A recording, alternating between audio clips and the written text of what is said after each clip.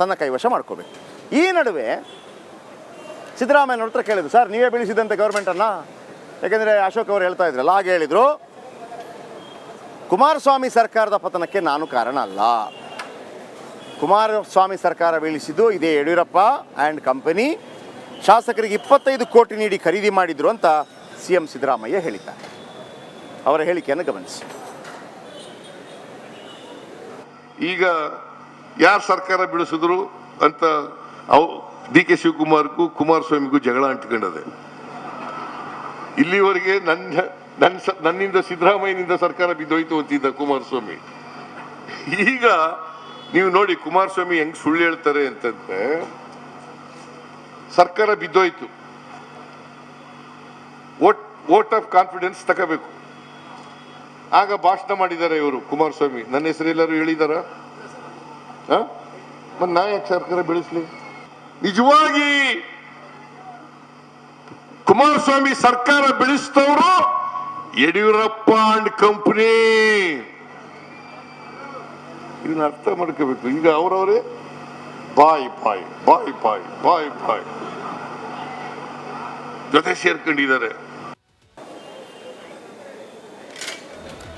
ಈ ಒಕ್ಕಲಿಗ ಸಮುದಾಯದ ಓಟ್ಗಾಗಿ, ಒಕ್ಕಲಿಗ ಸಮುದಾಯದ ಪ್ರಾತಿನಿಧ್ಯಕ್ಕಾಗಿ ನಿಮ್ಗೆ ಗೊತ್ತಿದೆ, JDS, BJP ಹಾಗೂ ಕಾಂಗ್ರೆಸ್ ನಡುವೆ ತೀವ್ರ ಥರದ ಪೈಪೋಟಿ ಆಗ್ತಾ ಇದೆ. ಕಾಂಗ್ರೆಸ್ 2 ಬಾಂಬ್ ಹಾಕಿಬಿಟ್ಟಿದೆ JDS ಮೇಲೆ. ಮೊದಲನೇ ಬಾಂಬು, ಫೋನ್ ಕದ್ದಾಲಿಕೆ ಮಾಡಿದ್ಯಾರು ಅಂತ ಕೇಳಿದ್ದಾರೆ ಚೆಲುವರಾಯಸ್ವಾಮಿ.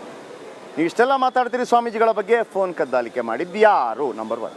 ನಂಬರ್ 2 ಕ್ವಶನ್ ಏನು ಕೇಳಿದ್ದಾರೆ ಅಂತಂದರೆ, ವಿಶ್ವ ಒಕ್ಕಲಿಗ ಸಂಸ್ಥಾನ ಸ್ಥಾಪನೆ ಮಾಡಿದ್ಯಾಕೆ, ಅದು ಒಡೆದಾಳುವ ನೀತಿ ಅಲ್ವಾ ಅಂತ ಕೇಳಿದ್ದಾರೆ. ಇಷ್ಟಾಗುವಾಗ BJP ಇದನ್ನು ಬ್ಯಾಟಿಂಗ್ ಮಾಡಬೇಕಲ್ಲ. ಕುಮಾರಸ್ವಾಮಿ ಅವರು ಹೇಳಿದರು, ನಾವು ಮತ್ತೊಂದು ಮಾಡಿದ್ದೀವಿ, ನಿಜ ದೊಡ್ಡದಾಗಲಿ ಅಂತ ಹೇಳಿದ್ದೀವಿ ಅಷ್ಟೇ, ನಾನು ಯಾಕೆ ಫೋನ್ ಕದ್ದಾಲಿಕೆ ಮಾಡಲಿ, ನಾನು ಮಾಡಿಲ್ಲ ಅಂತ. ಆದರೆ ಅದು ಸಮರ್ಥಕ ಉತ್ತರ ಥರ ಕಾಣ್ತಾ ಇಲ್ಲ. BJP ಇನ್ನೊಂದು ಹೆಜ್ಜೆ ಮುಂದೆ ಹೋಗಿದೆ. ಈಗ ಒಕ್ಕಲಿಗ ಸಮುದಾಯ DK ಶಿವಕುಮಾರ್ ಜೊತೆ ಹೋದ್ರೆ ಏನು ಮಾಡೋದು, ಅದಕ್ಕೆ ಏನು ಮಾಡಿದ್ದಾರೆ, ಅವರನ್ನು ಮುಖ್ಯಮಂತ್ರಿ ಮಾಡಲ್ಲ, ಓಟ್ ಹಾಕಬೇಡಿ, ಒಂದು ವೇಳೆ ಅವರನ್ನು ಮುಖ್ಯಮಂತ್ರಿ ಮಾಡಿದ್ರೆ ನಾನು ಸಪೋರ್ಟ್ ಮಾಡ್ತೀನಿ ಅಂತೇಳಿ ಅಶ್ವಥ್ ನಾರಾಯಣ್ ಹೇಳೋ ಮುಖಾಂತರ ಒಂದು ದಾಳ ಉರುಳಿಸಿದ್ದಾರೆ. ಆ ದಾಳ ಎಷ್ಟು ಫಲಪ್ರದವಾಗುತ್ತೆ ಗೊತ್ತಿಲ್ಲ, ಆದರೆ ಅವರ ಹೇಳಿಕೆಯನ್ನು ಗಮನಿಸಿ. ಇಲ್ಲಿ ಶಿವಕುಮಾರ್ ಅವರೇ, ನಿಮಗೆ ನಮ್ಮ ಜನ ನಿಮಗೆ ಪೇಪರು ಪೆನ್ನು ಕೊಟ್ಟಿದ್ದಾರೆ. ನೀವು ಮುಖ್ಯಮಂತ್ರಿ ಆಗಿ ಯಾರು ನಿಮ್ಮ ಅಡ್ಡ ಬಂದಿದ್ದೀವ? ನಿಮ್ಗೆ ಯಾವ ಕಾರಣದಲ್ಲೂ ನಿಮ್ಮ ಮುಖ್ಯಮಂತ್ರಿ ಆಗಲಿಕ್ಕೆ ನಾವು ಅಡ್ಡ ಬರೋಲ್ಲ. ನೀವು ಮುಖ್ಯಮಂತ್ರಿ, ನಿಮ್ಗೆ ಅಡ್ಡ ಬರ್ತಿರೋರು ಯಾರು? ನಿಮ್ಮ ಪಕ್ಷದವ್ರೆ. ನಿಮ್ಮ ಪಕ್ಷದವರೇ ನಿಮ್ಮ ಬಿಡ್ತಾ ಇಲ್ಲ. ನೀವು ಉಪಮುಖ್ಯಮಂತ್ರಿ ಆಗಿರೋದನ್ನೇ ಸಹಿಸ್ಕೋತಿಲ್ಲ, ನಿಮ್ಮ ಉಪಮುಖ್ಯಮಂತ್ರಿ ಆಗಿರೋದನ್ನೇ ಸಹಿಸ್ಕೋತಿಲ್ಲ. ನಿಮ್ಮ ಮುಖ್ಯಮಂತ್ರಿ ನಾವು ಮಾಡ್ತಾರೇನ್ರಿ? ಇವತ್ತು ಎಲ್ಲರೂ ನಾವು ಓಟ್ ಕೊಟ್ಟಿದ್ದೀವಪ್ಪ, ಪೇಪರ್ ಪೆನ್ ಕೊಟ್ಟು. ನೀವು ಮುಖ್ಯಮಂತ್ರಿ ಆಗಲಿ ಅಂತ ಬೆಂಬಲ ಕೊಟ್ಟಿದ್ದೀವಿ, ಮನಸ್ಪೂರ್ವಕವಾಗಿ ಹಾರೈಸ್ತಾ ಇದ್ದೀವಿ. ಇದು ದೇಶದ ಚುನಾವಣೆ, ಬರೀ ವಿಧಾನಸಭೆಯಲ್ಲಿ ನೀವು ಮುಖ್ಯಮಂತ್ರಿ ಆಗಿ ನಾವು ನಿಮ್ಮ ಜೊತೆ ಇರ್ತೀವಿ. ಇನ್ನು ರಾಜಕೀಯ ಮೇಲಾಟಗಳು, ದೋಸ್ತಿಯಲ್ಲಿ ಕೈ ಒಕ್ಕಲಿಗ ಯುದ್ಧ ಶುರುವಾಗಿದೆ. ದೋಸ್ತಿ ಕೈ ಒಕ್ಕಲಿಗ ಯುದ್ಧ. ಕುಮಾರಸ್ವಾಮಿಗೆ ಒಕ್ಕಲಿಗ ವಿರೋಧಿ ಪಟ್ಟ ಕಟ್ಟಲು ಕಾಂಗ್ರೆಸ್ ಶತ ಪ್ರಯತ್ನ ಮಾಡ್ತಾ ಇದೆ. ಒಕ್ಕಲಿಗ ವಿರೋಧಿ ಪಟ್ಟ ಕಟ್ಟೋದಕ್ಕೆ ಯಾವಾಗ ಸ್ವಾಮೀಜಿಗಳ ಬಳಿ ಹೋದ್ರೋ, ಹೊಸತಡಕ್ಕೂ ಬ್ಯಾನ್ ಆಯಿತೋ, ಅಲ್ಲಿಂದ ಶುರುವಾಗಿದೆ.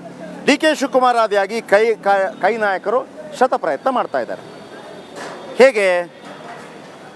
DK ಶಿವಕುಮಾರ್ ಹೇಳಿದರು, ಯಾರನ್ನು ಕರ್ಕೊಂಡು ಹೋದ್ರು, BJP ಅವ್ರನ್ನ ಹೇಳಬೇಕಿತ್ತು, ಇವರೇ ಬೆಳೆಸಿದ್ದು ಅಂತೇಳಿ. ಹೆಂಗೆ ಕರ್ಕೊಂಡು ಹೋಗ್ತಾರೆ? ಒಬ್ಬ ಒಕ್ಕಲಿಗ ನಾಯಕರ ಸರ್ಕಾರವನ್ನು ಪತನ ಮಾಡಿಸಿಲ್ವಾ? ಆಗ BJP ಹೇಳಿದಿಲ್ಲ, ಸಿದ್ದರಾಮಯ್ಯ ಮಾಡೋದು ಹಾಗೆ ಇತ್ತು. ಇನ್ನು ಈಗೇನು ಮಾಡೋದು, BJP ಅದೇ DK ಶಿವಕುಮಾರ್ ಅವರ ದಾಳವನ್ನು ಅವರಿಗೆ ತಿರುಮಂತ್ರ ಮಾಡೋಕ್ಕೆ ಪ್ರಯತ್ನ ಮಾಡ್ತಾ ಇದೆ. DCM DKಶಿ CM ಆಗ್ತಾರೆ ಅಂತ ಒಕ್ಕಲಿಗರು ಓಟ್ ಹಾಕಿದರು, 5% ಓಟ್ ಬಂದಿತ್ತು ಜಾಸ್ತಿ, ಆದರೆ CM ಆಗಲಿಲ್ಲ. JDSಗೆ ಕೈ ಕೊಟ್ಟು ಕಾಂಗ್ರೆಸ್ಗೆ ಒಕ್ಕಲಿಗರು ಮತ ಕೊಟ್ಟರು. ಕಾಂಗ್ರೆಸ್ ನಿರೀಕ್ಷೆಗೂ ಮೀರಿ ಗೆಲ್ಲಲು ಒಕ್ಕಲಿಗರು ಕಾರಣ. K ಸುಧಾಕರ್, CT ರವಿ ಸೋಲ್ತಾರೆ ಅಂತ ಊಹೆ ಇರಲಿಲ್ಲ. ಶಿವಕುಮಾರ್ಗೆ ಬೇಕಾಗಿ ಅವರೆಲ್ಲ ಸೋತರು. ಇಬ್ಬರು ಸೋಲಲು ಕಾರಣ ಒಕ್ಕಲಿಗ ಮತದಾರರು. ಯಾಕಂದರೆ ಒಕ್ಕಲಿಗ ಮತದಾರ ಅವ್ರಿಗೆ ಹಾಕಲಿಲ್ಲ, ಸುಧಾಕರ್ಗೆ ಹಾಕಲಿಲ್ಲ, CT ರವಿಗೆ ಹಾಕಲಿಲ್ಲ, ಶಿವಕುಮಾರ್ ಅವರು ಮುಖ್ಯಮಂತ್ರಿ ಆಗಲಿ ಅಂಥೇಳಿ. ಆದರೆ ಕಾಂಗ್ರೆಸ್ ಗೆದ್ದ ಬಳಿಕ ಒಕ್ಕಲಿಗರ ಆಸೆಯನ್ನು ಕಾಂಗ್ರೆಸ್ ಈಡೇರಿಸಲಿಲ್ಲ. ಒಕ್ಕಲಿಗ DKಶಿ ಬದಲು ಕುರುಬ ಸಮುದಾಯದ ಸಿದ್ದರಾಮಯ್ಯಗೆ ಮಣೆ ಕೊಟ್ಟರು ಅಂಥೇಳಿ ಒಕ್ಕಲಿಗ ಸಮುದಾಯ ಸ್ವಲ್ಪ ರೆಬೆಲ್ ಆಗಲಿ ಅಂತೇಳಿ ಪ್ರಯತ್ನ ಪಡ್ತಾ ಇದ್ದಾರೆ. ಅದು ಯಾವ ರೀತಿ ಮ್ಯಾನೇಜ್ ಆಗುತ್ತೆ ಗೊತ್ತಿಲ್ಲ. ರೆಬೆಲ್ ಆಗಬೇಕು. ಇಬ್ಬರು